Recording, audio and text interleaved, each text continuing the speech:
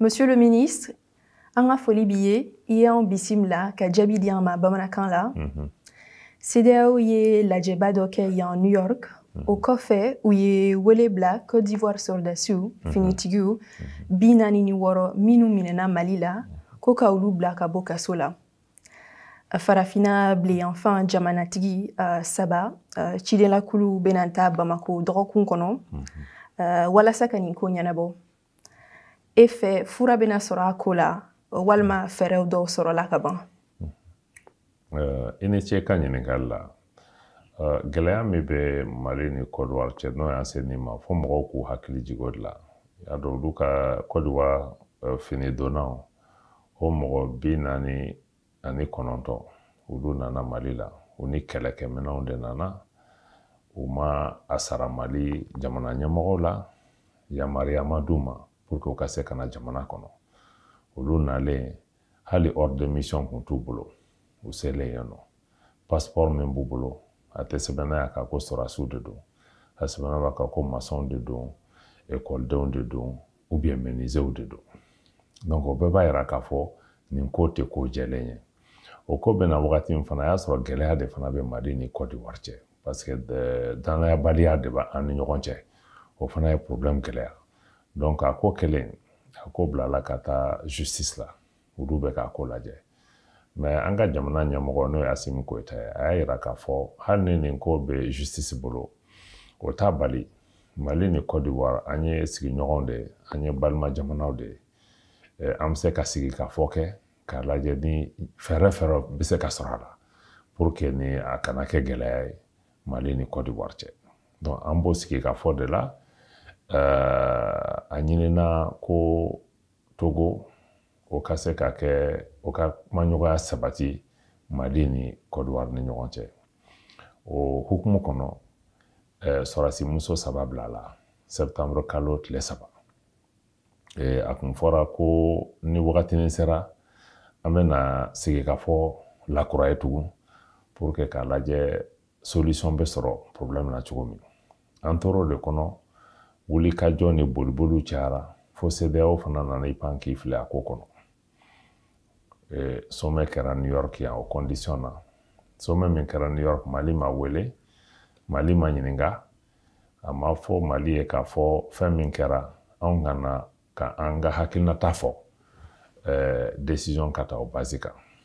Minnu ye ɲɔgɔn ye u ko Mali bɛ sanction na donc Mali wele kun tɛ an t'a dɔn décision taara min kan Mali ma lamɛn Côte d'Ivoire ka côté dɔrɔn de lamɛnna décision min taara aw yɛrɛ a bɛɛ Côte d'Ivoire ka côté. An y'a yira k'a fɔ anw bolo nin tɛ CEDEAO problème ye nin problème solution a bɛ se ka bɔ Mali ni Côte d'Ivoire de ni ɲɔgɔn cɛ ani Togo bɛ ka sigi ka fɔ min k'an ni ɲɔgɔn cɛ tɔw bɛ se ka na ka an dɛmɛ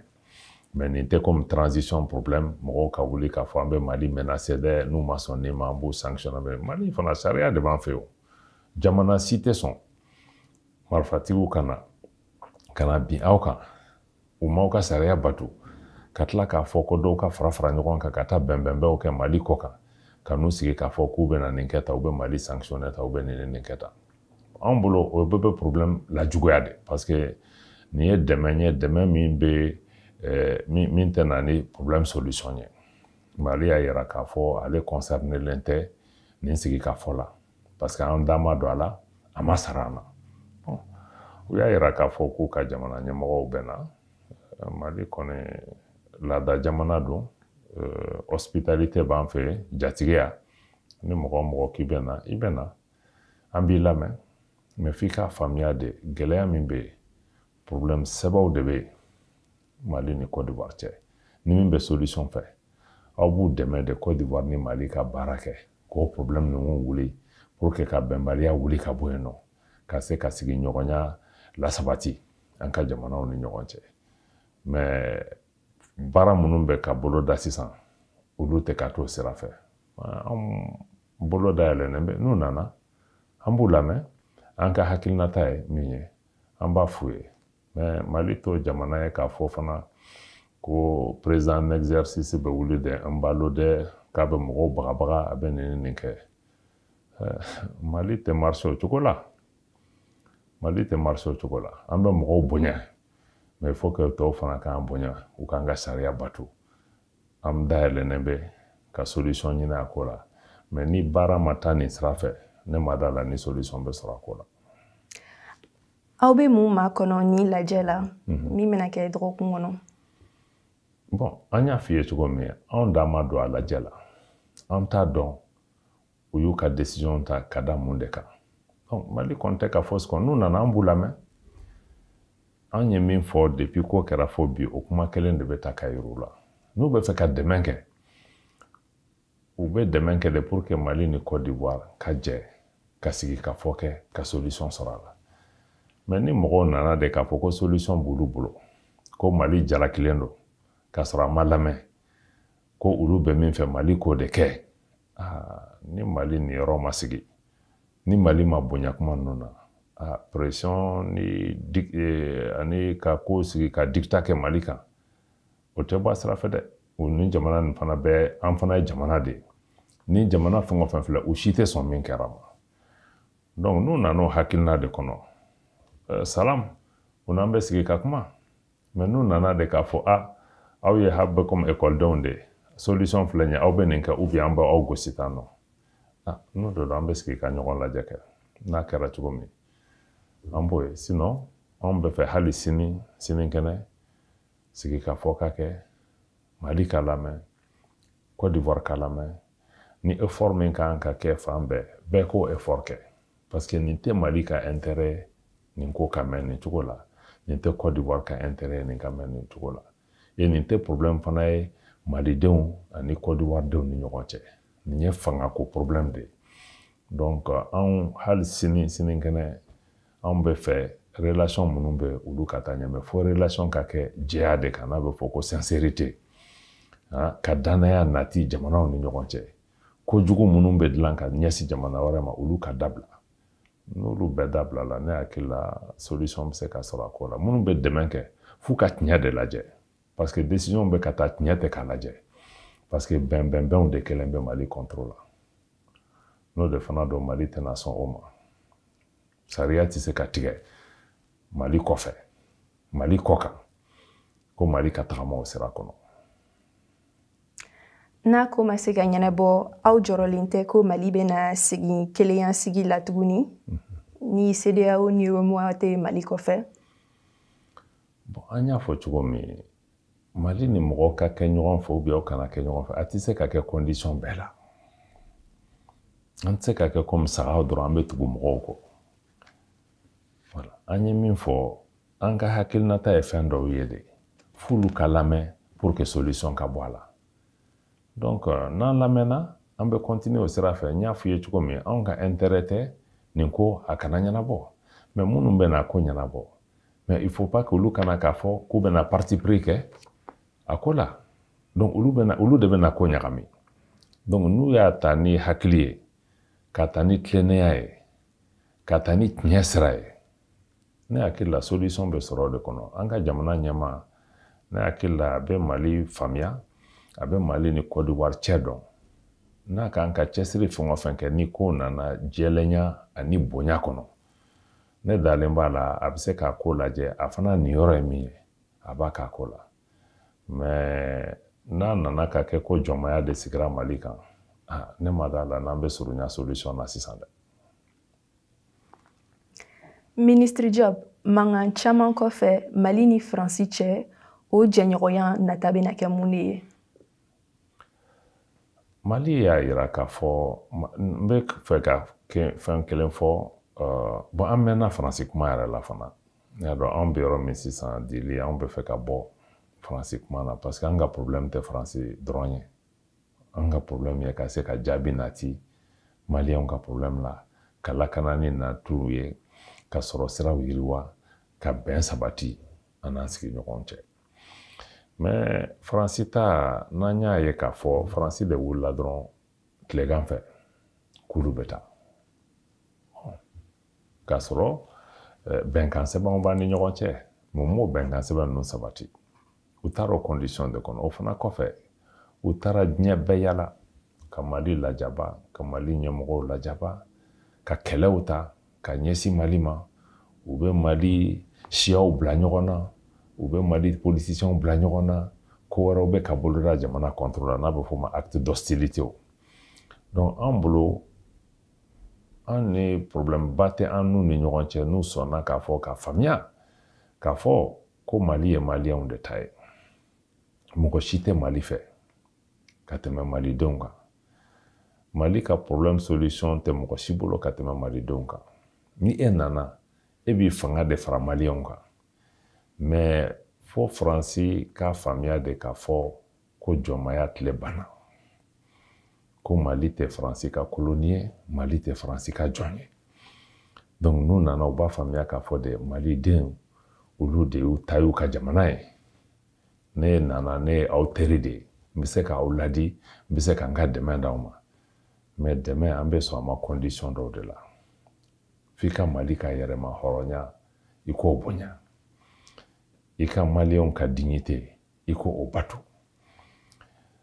ni maliyɛnw ye décision min ta k'a fɔ anw ka jamana anw ye nin choix de kɛ k'a fɔ an b'a fɛ an ka jamana yiriwa nin cogo la ni Mali y'a choisi k'a fɔ nin de ye n teri ye ni nana f'i k'o batu de e tɛ se k'o décision ta Mali nɔ na donc an bɛ décision fana ta comme an ka jamana ɲɛmaa y'a fɔ cogo min an ka décision fɛn o fɛn fo an ka maliyɛnw niyɔrɔ de k'a cɛmancɛ la n'o fɔ ko défense des intérêts vitaux des Maliens ni Faransi y'o faamu o bɛ se ka na sigikafɔ bɛ k'an ni ɲɔgɔn cɛ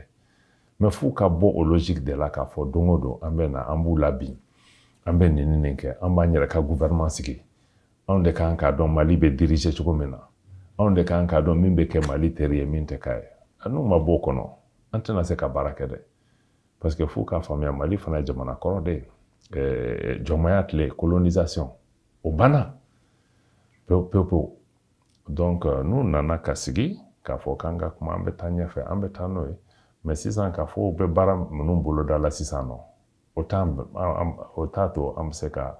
continuer ka baara kɛ ɲɔgɔn fɛ nin cogo la donc Mali an b'a hakili kɛ kelen ye an b'an bolo di ɲɔgɔn ma ni Ala sɔnna a ma an bɛ jamana in lawuli an b'a protéger mɔgɔ minnu bɛ fɛ ka na Mali partenaire an dayɛlɛnnen bɛ bɛɛ lajɛlen ye mɔgɔ bɛ fɛ ka na k'i bolo di Mali ma bonya ani jɛlenya kɔnɔ anw dayɛlɛnnen bɛ k'an bolo di o mɔgɔ ninnu ma.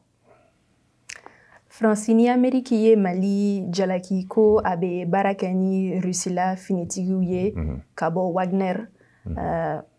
mun b'aw bolo ka u jaabi? Y'a dɔn dili anw sɛgɛnna nin jaabili la parce que nin kuma bɛ kana don o don a bɛ bɔ yan fɛ a bɛ don yan fɛ Mali y'a yira k'a fɔ i ka bonya kama n b'a question jaabi parce que an y'a yira k'a fɔ Mali la nin kuma anw sɛgɛnna la parce que kuma kura t'an bolo k'a fɔ an ye jaabi min di an tɛna bɔ o kan an y'a yira k'a fɔ Mali ni Russie jamana kɔrɔw de don kabini Modibo Keyita ka wagati ani URSS an bolo bɛ ɲɔgɔn bolo an ka kɛlɛminɛnw a fanba n'i y'a 100 ta a 80 ɲɔgɔn minimum o tun bɛ bɔ Russie an ka jamana fini donna caman formera yen nɔ o relation de b'an ni ɲɔgɔn cɛ fo ka se bi ma gɛlɛya nalen an y'a ɲini k'a fɔ ka kɛlɛkɛminɛnw ni fɛn dɔw d'an ma ka dɛmɛ di ka mɔgɔw di minnu bɛ n'an dɛmɛ k'an entraîner k'an dɛmɛ ka se k'o équipement ninnu utiliser an b'a dɔn k'a fɔ kɛlɛ bɛ nin jamanaba ninnu ni ɲɔgɔn cɛ anw tɛ fɛ ka don o kɛlɛ la an y'a yira k'a fɔ il faut que jamana bɛɛ k'a faamuya de olu jugu tɛ anw jugu ye u teri t'anw jugu ye jamana bɛɛ b'i jugu ani teri i b'a choisi i yɛrɛ ka intérêt de kama donc an tɛ fɛ ka Amérique kɛlɛ an tɛ fɛ ka Faransi kɛlɛ olu fana n'u teriw bɛ yen u n'u jugu bɛ anw tɛ don o kɛlɛ la Mali b'a ka intérêt de ɲinina an b'a ɲini ka baara kɛ n'o ye ni mɔgɔ min nana n'i y'an bonya kɔnɔ an ni bɛ baara kɛ ɲɔgɔn fɛ bon Mali kɔni an tɛna sɔn k'a fɔ mɔgɔw kana fɔ an ye ani mɔgɔ min bɛ se ka baara kɛ ɲɔgɔn fɛ ou bien ani min tɛ se ka baara kɛ ɲɔgɔn fɛ o décision ye maliyɛnw de ka décision ye n'an ye min ta o la o kan ka batu comme Faransi ni Amérique olu bɛ décision caman ta mais a man di mɔgɔ caman ye a man di an ka jamana ye mais an tɛ wuli ka taa f'u ye il faut pas que aw ka nin décision ta parce que a man d'aw ye parce que jamana diɲɛ jamana bɛɛ n'i ka intérêt f'an ka ɲɔgɔn bonya de an ka avancer n'a ye parce que même jamana minnu bɛ mɔgɔw accuser ko mercenaire ko ni fɛn ninnu mais k'olu yɛrɛ fana ye société de sécurité privée caman utiliser Irak troupe minnu tun bɛ yen nɔ hein? Les 2 tiers c'était quoi? Donc moi je crois que an tɛ don considération ninnu na vraiment an bɛ min ɲini dɔrɔn an ka jamana bɛ gɛlɛya kɔnɔ ka lakana nati ka minɛn di an ka sɔrɔsiw ma an ka se ka terrorisme ni fɛn ninnu kɛlɛ ni mɔgɔ o mɔgɔ bɛ fɛ ka na k'i bolo d'an ma an bɛ fɛ k'an bolo d'olu ma ka bɛn ni kelenya jɛ mais f'a ka kɛ o bonya kɔnɔ quoi donc o de y'anw ka hakilinata ye an bolo nin kuma an tɛ fɛ ka mɛn a kɔnɔ. Monsieur le ministre, i ni ce jaabi la. I yɛrɛ ni ce i ka ɲininkali la.